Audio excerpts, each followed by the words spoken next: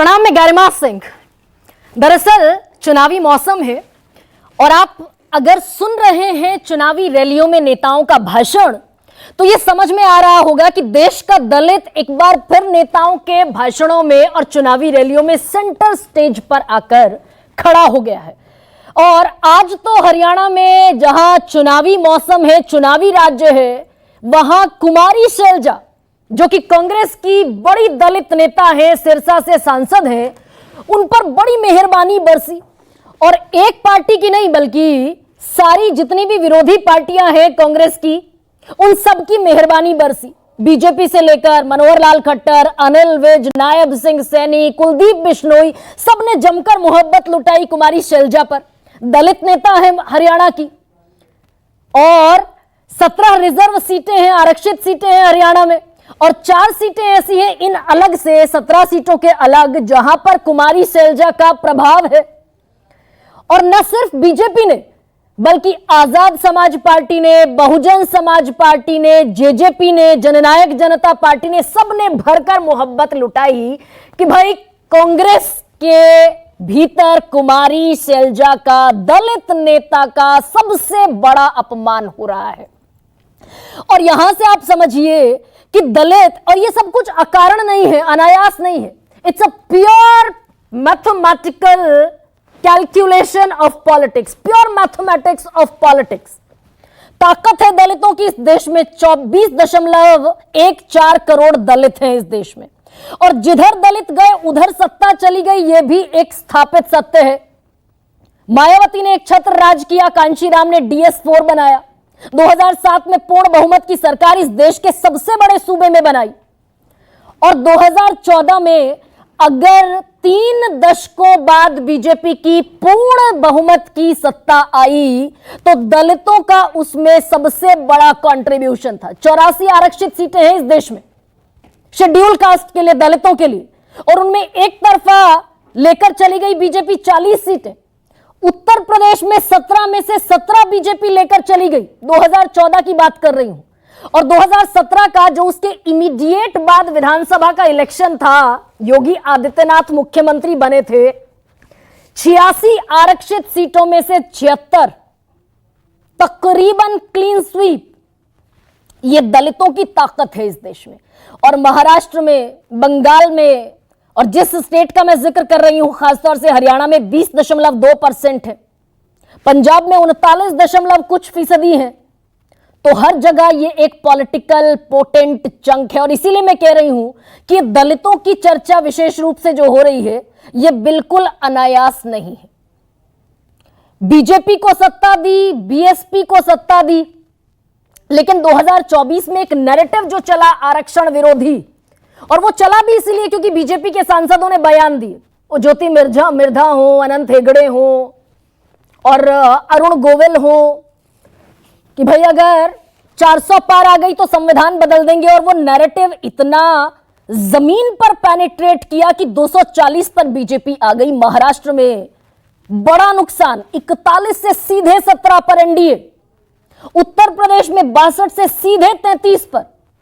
और वो जिन आरक्षित सीटों का मैं गणित आपको बता रही हूं, उत्तर प्रदेश में जहां 17 में से 17 पर काबिज थी बीजेपी, वहां सिमट कर रह गई 8 पर।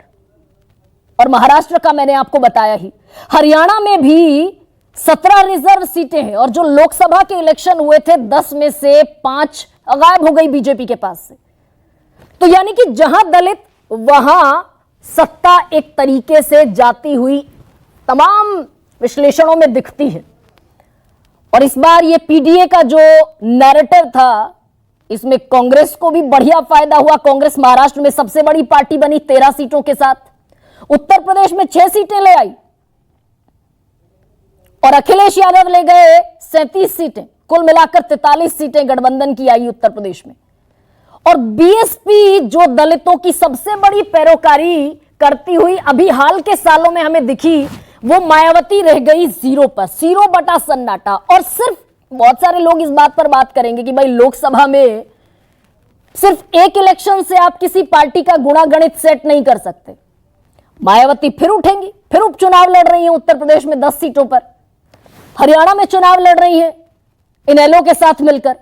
लेकिन ये ट्रैक रिकॉर्ड बड़ा कमाल का है कि मायावती जो एक वक्त में पूर्ण बहुमत की सरकार चला चुके हैं उत्तर प्रदेश में, उन्होंने पिछले जितने चुनाव हुए वो मध्य प्रदेश में हो, राजस्थान में हो, अलावा इसके छत्तीसगढ़ में हो, हिमाचल में हो, कर्नाटका में हो, गुजरात में हो, सब में 0 सन्नाटा।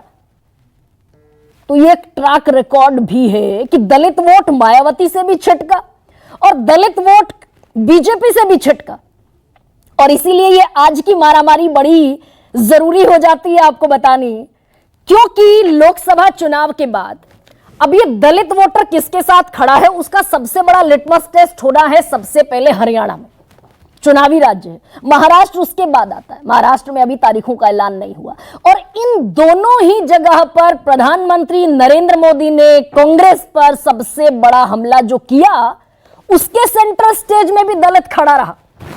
प्रधानमंत्री ने 14 सितंबर को जब कुरुक्षेत्र में पहली चुनावी रैली की तो हुंकार भरी कि सबसे बड़ा दलित विरोधी, आदिवासी विरोधी, ओबीसी विरोधी कांग्रेस का परिवार है। नेहरू जी ने भी कहा था कि आरक्षण वाले अगर नौकरी पा गए तो सरकारी सेवा की क्वालिटी खराब हो जाएगी। और कल महाराष्ट्र के वर्धा में भी कहा कि कांग्रेस एससी, एसटी और ओबीसी को जानबूझकर आगे नहीं बढ़ने देने वाली पार्टी है। हमने सरकारी सिस्टम में दलितों की पिछड़ा विरोधी सोच को हमने खत्म किया। तो ये दो बड़े चुनावी राज्य हरियाणा, पहली रैली थी प्रधानमंत्री की, दलितों का जिक्र हुआ। महाराष्ट्र के वर्धा में दलितों का जिक्र हुआ क्योंकि जमीन पर बड़ा डेंट जो पहुंचा वो दलितों के चलते पहुंचा। और आज हरियाणा में कितनी बड़ी सिरफुटबल एक चेहरे पर है, कुमारी शैलजा। कांग्रेस का, कम से कम हरियाणा की अगर मैं बात करूं तो कांग्रेस का सबसे बड़ा दलित चेहरा कुमारी शैलजा दिखती है हरियाणा में। वो नाराज है, ये भी सत्य है कि कुमारी शैलजा नाराज है। और वो घोषणा पत्र जब जारी हुआ कांग्रेस का, उस मंच पर भी मौजूद नहीं नजर आई। अपने सबसे करीबी को भी नारनौल से टिकट नहीं दिलवा पाई। 30-35 टिकट चाहती थी अपने समर्थकों के लिए, टिकट नहीं मिला, मात्र 4-5 पर सिमट गई लिस्ट। तो आज उसमें लावा जो फूटा है, हालांकि ये तो लंबे समय से चल रहा है। 13 सितंबर के बाद से कुमारी शैलजा ने मातृशक्ति को नमन किया, विश्वकर्मा दिवस पर ट्वीट किया, लेकिन इलेक्शन को लेकर चुप्पी है, खामोशी है, बिल्कुल सन्नाटा है। कुमारी शैलजा तकरीबन अपने आप को साइड लाइन करती हुई दिख रही, कह रही थी भाई मैं मुख्यमंत्री क्यों नहीं बन सकती, मैं लड़ूंगी चुनाव। बाद में कांग्रेस हाईकमान ने कहा कि जो नहीं भी चुनाव लड़ेगा वो भी मुख्यमंत्री बन सकता है। लेकिन इस बीच जातिगत टिप्पणी भी हुई, उन्हीं की पार्टी के समर्थकों ने उन पर जातिगत टिप्पणी की।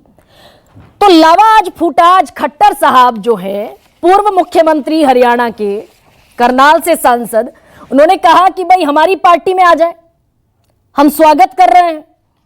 दलित समुदाय की तरफ इशारा कर रहे थे खट्टर साहब और कह रहे हैं कि बहुत बड़ा वर्ग सोच रहा है कि हम क्या करें, हम अपने साथ और भी कई नेताओं को लेकर चले आए और हम उनको भी अपने साथ लाने के लिए तैयार हैं।